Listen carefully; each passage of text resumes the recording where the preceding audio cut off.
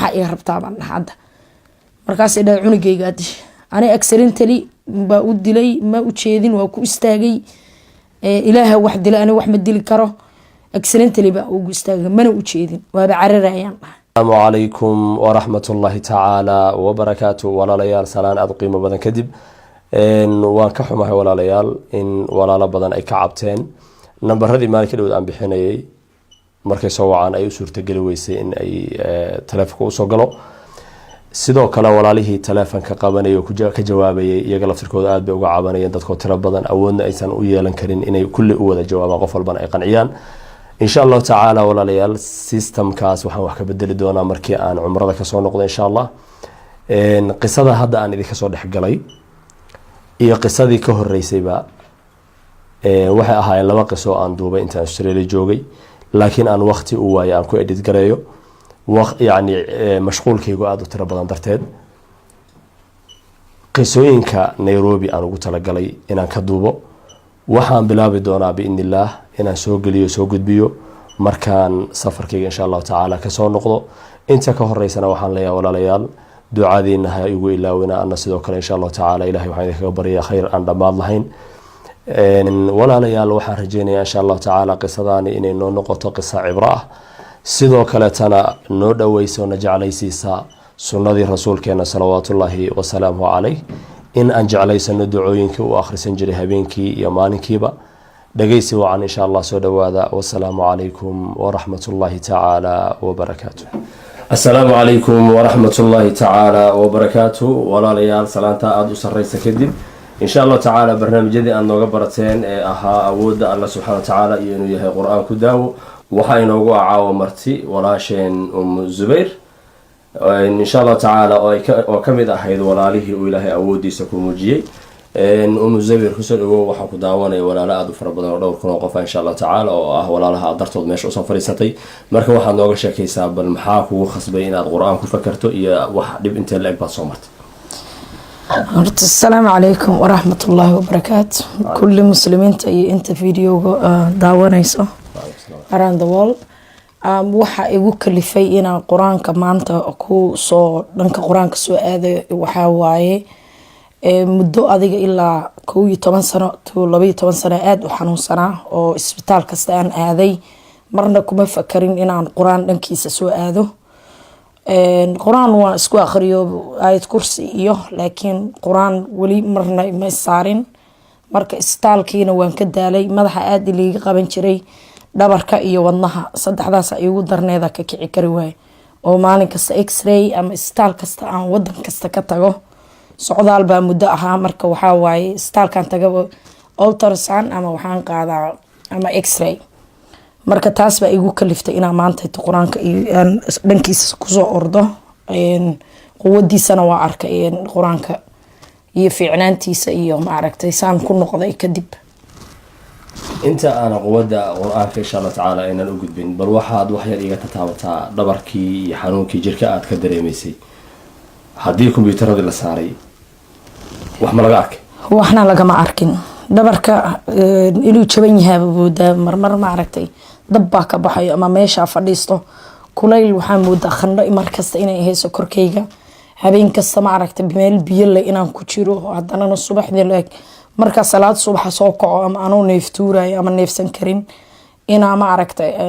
aan sariirtaydo dhan arko anoo qoyan marka muddo saas baa xanuunsanaa Panadol madaxiina marka ka kici waay madaxiya marka waxaan soo qaadanaya Panadol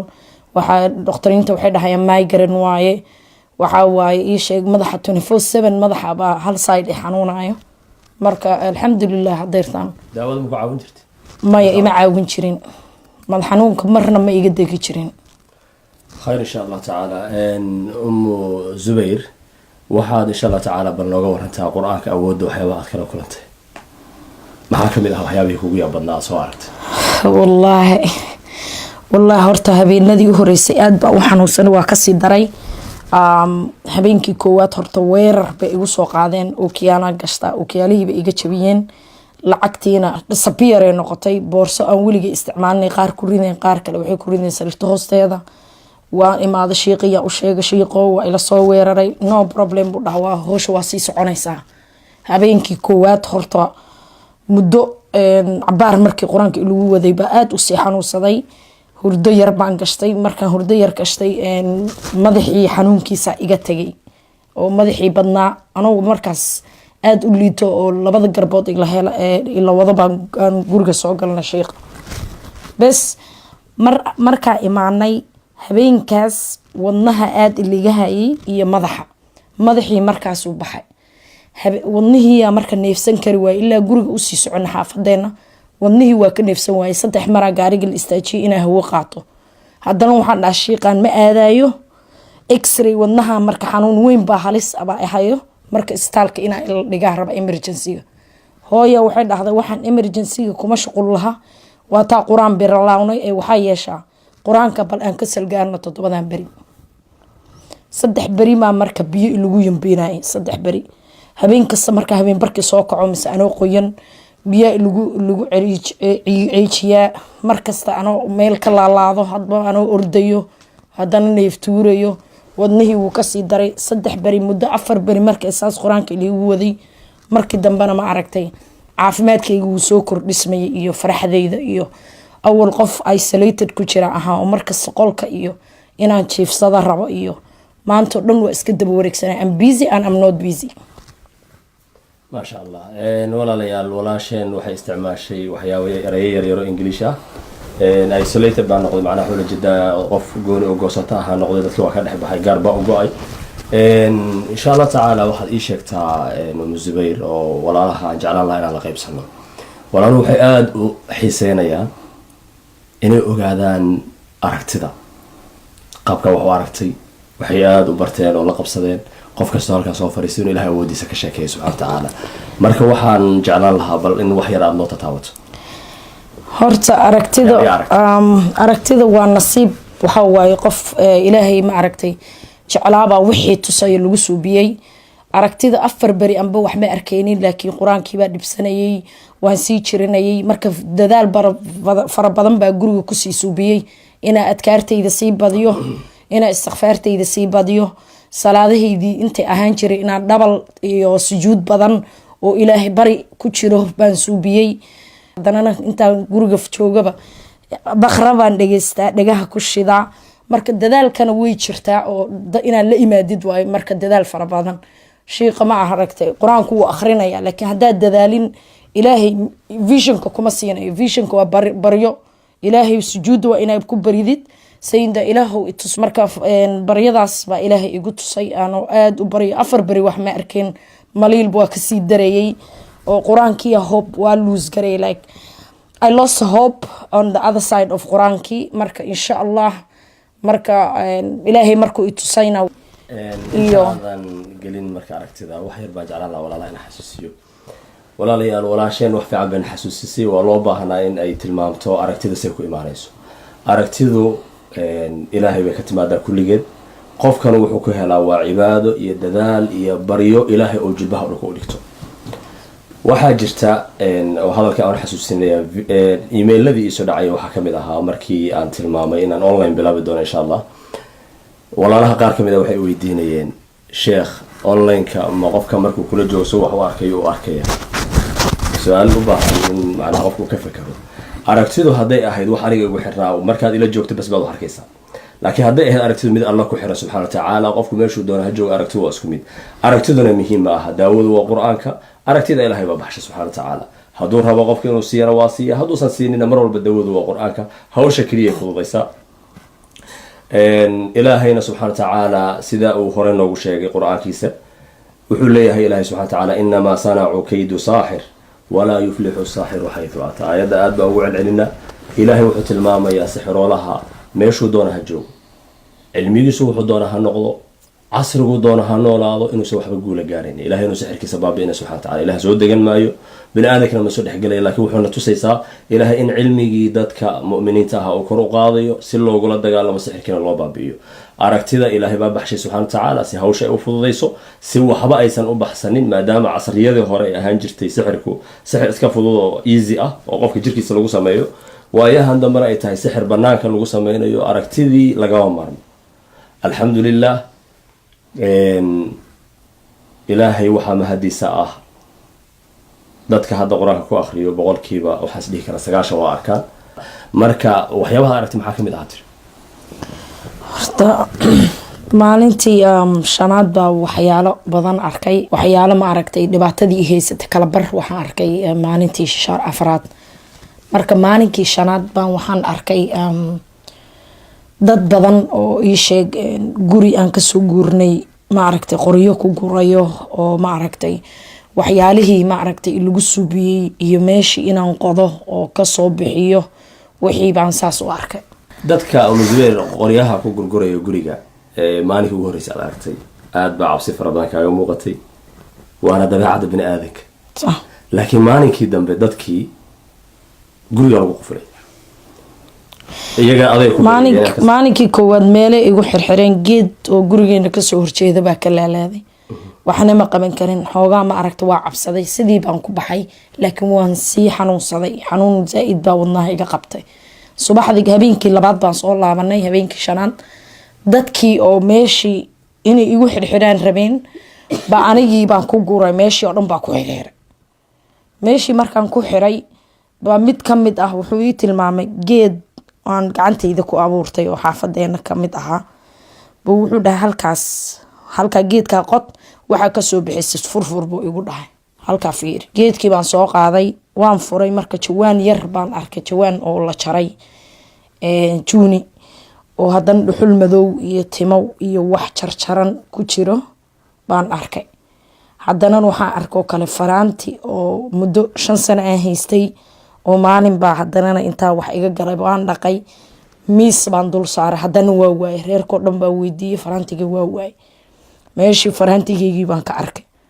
markaasaan dhahay shiiqow faraantigeygii meeshuu ku dhex jira maxaa suubiya anyways wuxuu igu dhahay quraan ku akhri adkaartii baan ku akhrinay quraankii baan ku akhrinay ayad kursi baan ku akhri anoo ku akhrinayo wado quraankii baa abaysa weyn iyo sheeg lizard weyn adiga mulac weyn baa dhabarka igu soo duumatay igu soo booday waxyartaadan mulaca qisadiisa gelin waa qisa labaad oo si socon doonta insha Allah taala walaalayaal gabadha walaashan ah faraantiga ay sheegayso waxaan malanayaa dad badan oo dadka daawanay kamid ah baa waxyaabaha kale experience ahaan soo maray oo yaani soo arkay waxa dhacda faraanti adigu aad leedahay ama dahab adigu aad leedahay meel dhigaysa jimbe u soo diraan inta badan way hadaan sixirka ku sameeyaan meel bay dhigayaan waliga sixir bay ahaanaysa laakiin rabbiga qaybka iyo wax kasto qarsoon daalacanay adduunkan oo dhan ka warhayo isagoo abuurtay ee wax kasto ku qarsoona ogaaba quraanka dajiyay Allah sa quraanka dajiyay maalinkii hadda ay u tageysay maalinka kuwaad way cabsanaysay maalinka labaad markaan soo noqonay quraankii aan wadnay dadkii guriga agtiisa jooga ay ka cabsanaysay inta guriga lagu gurwa lagu qufulay ayaday bariyay waxa leeyahay ku bariyanaa guriga naga fur oo ku bariyanaa guriga naga fur sixirkeena wuxuu ku jiraa geedka hoostiisa iska ka cafi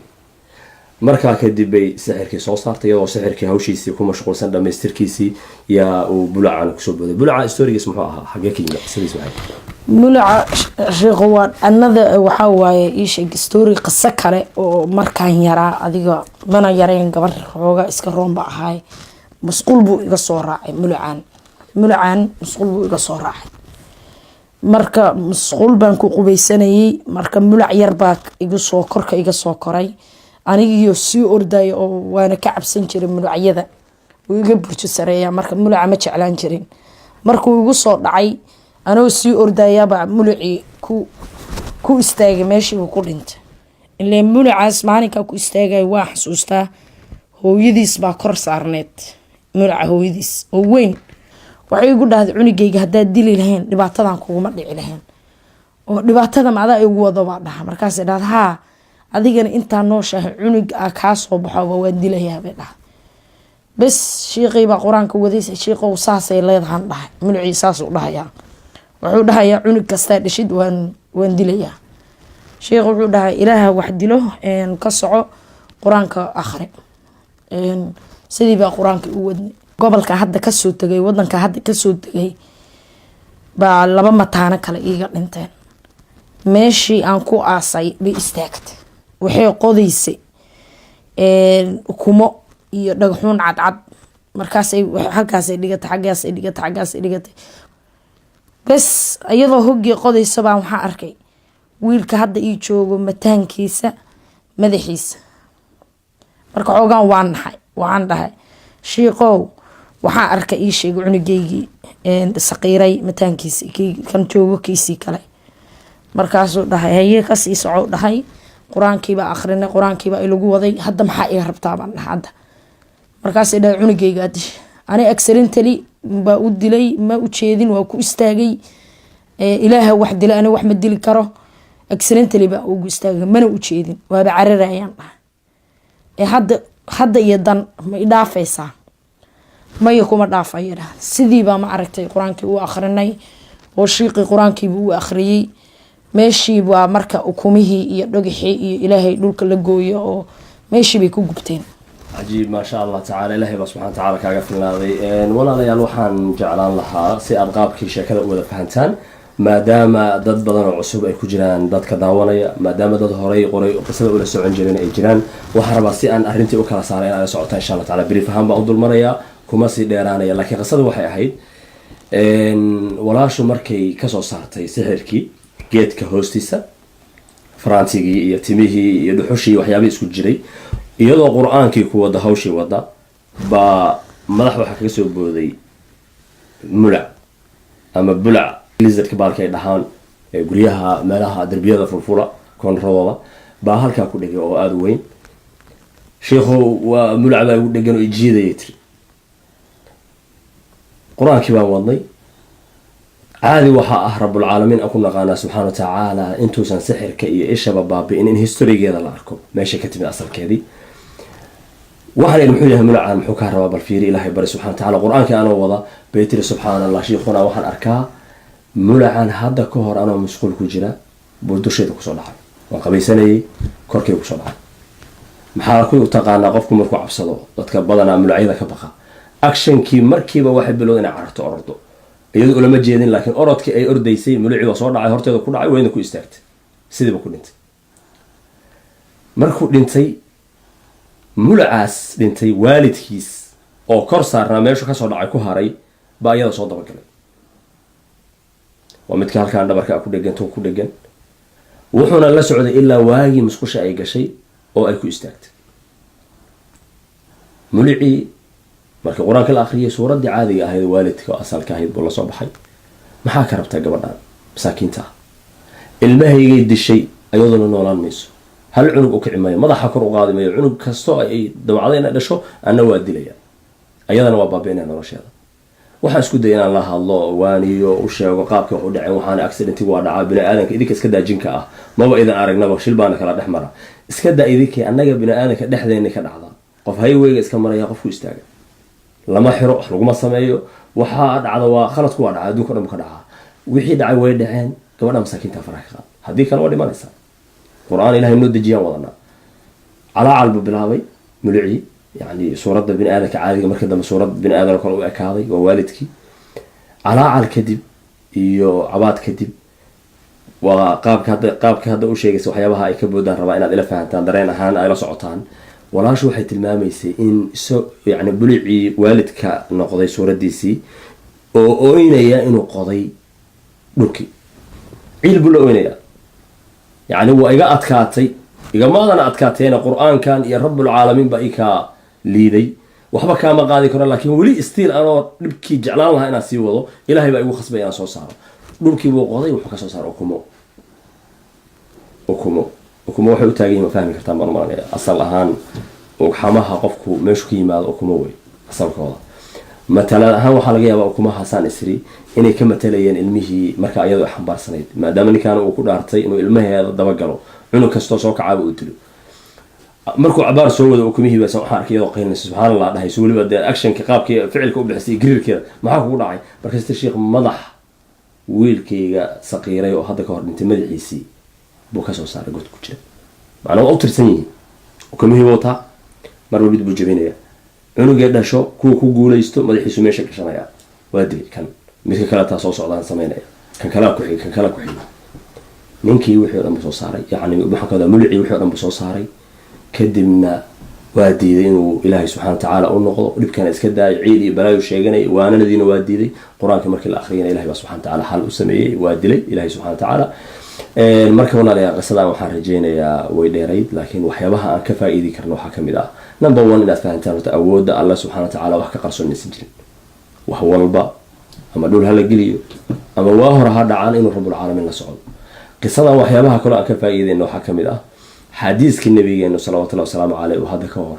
nagula dardaarmay yani adkaarta nabiga sallallahu alayhi wasallam ka soo caroortay adkaartan marka soo wax sameynaysa la akhristo musqusha marka la galay nabigu wuxuu nabaray sallallahu alayhi wasallam diinteena waxba kama tagin wuxuu nabigeena nabaray in marka musqusha galaysa aad ilaahay ka magan gasho allahumma inni a'udhu bika min al-khubuthi wal khaba'ith ilaahu labka iyo dhadiga oo yani jinko dhan baa ka magan galaya u fiirso markaad guriga galayso ama aad shopping centerkii dukaamada aad soo galayso ma oranaysid ilaahu waxaan ka magan galay lab iyo dhadig oo jinka ma magan galaysid kiisa ragga ay kiisa dumarka marka guriga soo galaysid sidoo kale dukaamada marka galayso sidoo kale musqusha markaad galayso maxay ugu koobanta ana waxa ku tusaysaa meesha meel ay degan yihiin ay tahay walaasheen haday maalinkii adkaarta akhrin lahayd maanta wax ku dhacay maysan laakiin adkaar la'aantii musqusha la galay oo nabiga sallallahu alayhi wasallam sunnadiisii la gees maray waxay maanta dhashay in ayadii waliba dambi ayadu aysan gelin oo shil ah oo dhacay in maanta waxa soo dhib ah ay u marto nolosheeda carruurteeda la dabagalo nolosheeda la ciriiriyo shida fara badan lagu sameeyo marka insha Allah ta'ala waxaan jeclaan lahaa walaaluhu inay ku tusaale qaataan adkaartu taakiriya maaha nabiga sallallahu alayhi wasallam ka soo arortay adkaarul masaa oo galabka adkaartu akhrisan jiray nabiga iyo tuu sallallahu alayhi wasallam akhrin jiray subaxii kulligan inaan isku dayno inaan barano waxa loola jeedaa waa ducooyinkii kulli inaan barano si aan insha Allah ta'ala ugu nabad galno Zubayr maxaad insha Allah ta'ala walaalaha kula dardaarmaysaa dhowrka kuwa qof oo dartood meesha u safariisatay insha Allah ta'ala dardaarankan waxaad wax yar ka hormarisaa hadda maanta maxaad dareemaysaa xanuunadii tirada badnaa ee soo martay horta sheekh maxamed horta ma fadhiisan jirin gaarigan markaan wadaayo xitaa meelaan ku baagareynayay waa jimicsanaa maanta oo dhan waa jimicsanaa dhabarka kama fadhiisan jirin baana dhool unbaa maanta oo dhan daldala marka qof bukaan baaba ahaaba hadda am physically and mentally feel anoo dhan baa fit waxaa moodaa inaan position fiican kusoo laabtay ma aragtay ilaahay qadartiis xitaa shaqo dadka markaa u taga xitaa kuwa shaqada way iskaga kiikici jireen shaqana ima siinayaan war qofkii iga hor imaadaba lugooyo baan kala kulmi jiray iyo ciriiri marka noloshii baa ma aragtay waxaan ku jiray hard life baan ku jiray waxaan ku jiray challenge badan oo ii sheeg xitaa bulshadii society meesha shaqo hadaan ka doonto obstacle baan waxayna muraad markaa raba hadana obstacle marka fudayd badan baa hadda ka dareemaya boodhigayga iyo sida u noolahay xitaa noloshayda waxaan ka dareemayaa ma aragtay reereen badan iyo ma sha Allah baan ka dareemayaa dhankii caafimaadka wadnihii oo ilaga sii daayay xanuunka iga haystay dhabarkii madaxii oo ilaga haystay xitaa thinking badan ma lahayn qof fakaraya ma ahayn qof maanta dhan waxaa muddo adig 14 sano waa iska dawareegsanayaaba wixii waxaan rabaa inaan qabto mana dhameystiray never ever marka dhan kastaba ma aragtay waxaa jiray albaabyo badan baa iga xirnaa iyo obstruction badan baa la kulmayay marka quraanka 14 bari baa hadda waxaan dareemayaa qof brand new qof ma aragtay hadda nolosha cusub oo ma aragtay qofka yes and I can even see from my jobs hadda CV-gayga iyo waxaan dareemayaa mo ma aragtay inbox-kayga ina aniga ila rabo iyo shaqooyinkii oo awal ciriirigan ku jirayba hadda I'm getting more jobs even I'm seeing a lot of different things from my life alxamdulillahi tacaala walaalayaal waxaan rajeynayaa insha Allah tacaala inaad fahanteen ammaantu waxay u socotaa rabbiga subxaanahu wa tacaala iyo qur-aankiisa ilaahay awoodiisa markuu damco inuu wax muujiyo qur-aanka mucjisada uu leeyahayna tusaysa laakiin waxaan ka dardaarmay insha Allah tacaala qisadii ugu dambeysay hadda aan soo bandhignay lastigii video ugu dambeeyay aan gelinay gabadhii walaashan ahayd saddexda maroodi ay ka kaceen walaalo badan baa marka culays dareemaan is yiraahdaa ama maroodi ku fadhiya qisadana sidoo kale waxaan rajeynayaa insha Allah taala tiyo kale inaysan noqonin haddii shaqada aad culays ka dareento macnaheedu inaysan mar walba ahayn in bulac kugu dhigan yahay dhabar ku jiidayo gadaal ku jiidayo laakiin ay dhici karto in ama farsamo xumo ay jirto ama aad u baahanta application badan la qorto laga yaabo inay u baahan tahay inaad ilaahay subxaana tacaala barido duco badan iyo astakfar badan u baahan tahay marka insha allah tacaala walaal waxaan rajeynayaa inaan ku cibro qaadan doono videogan walaasheenna waxaan ilaahay uga baryaynaa caafimaad buuxa inuu siiyo taam ah ilaahay subxaana tacaala inuu nolosha dambana u iftiimiyo mustaqbal iftiimayo uga dhigo idinkana aamin udahay insha allah tacaala ilahay aqbalo maxaad uga tegaysaa walaalaha ku daawanaya dardaaran walaalihii muslimiinta i daawanayo kulli ii sheeg adduun weyn oo dhan waxaa ugu tegaya horta dardaaran kitaabkaagana hayso 5 waqtina ka adkaaw wayse la-aanna ha bixin wax kasta oo istaal meesha aadi lahayd horta kitaabka kow ku orod kitaabka markaa ku orodid bal arag bal ii sheeg anika ma aragtay caafimaadka ilaaha keeno iyo ii sheeg xanuunka laakiin xanuun rabaaniyo ma aragtay medical hadduu yahayna wakaa haddii wax medical ku shuqul lahaynna haddaa weysid isla markiiba x-rayga dambe ha isku daalinin straight waxaa aadaa ma aragtay kitaabka ku orod ما شاء الله إلهي خير بدن حكوسيو أم زبير إن شاء الله آمين ولا سعوتين إن شاء الله تعالى ولا شيء دردانا كذا وحرجيني أنا قاضنو معناها أنا وحوي كتاب كقرآن كأه إنه نقض مر والبا كان وجوه الرياء أكو فكرنا حتى هدي حنون عادي والأختر أبو بهانتها وكوهاي مركب قرآن كأخرته إلهي جد كي صحراها في عناء صحراء هاي أتو داوب لها أمر أختر كي وفي عناء وهو أدني إن شاء الله تعالى ولا لا يبدو عادي إن أنا رجينا إن شاء الله تعالى أنا قرأ إذا شو دعينا أنت نبدأ من مرة بعضها وكل مدون والسلام عليكم ورحمة الله تعالى وبركاته.